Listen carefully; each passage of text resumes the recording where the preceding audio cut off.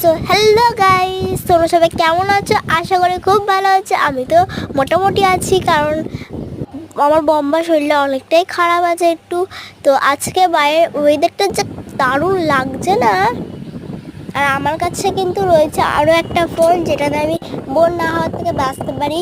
ওই জন্য এখন দেখো ঘড়ি কাটায় কটা বাজে, প্রায় বিকেল 4:38 মতন বাজে।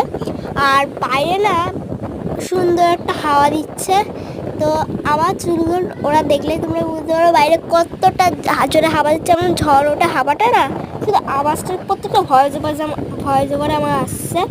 হ্যাঁ, তো এবার দেখো হাওয়াটা কেমন দিচ্ছে, তোমরা শুধু আওয়াজটা শোনো।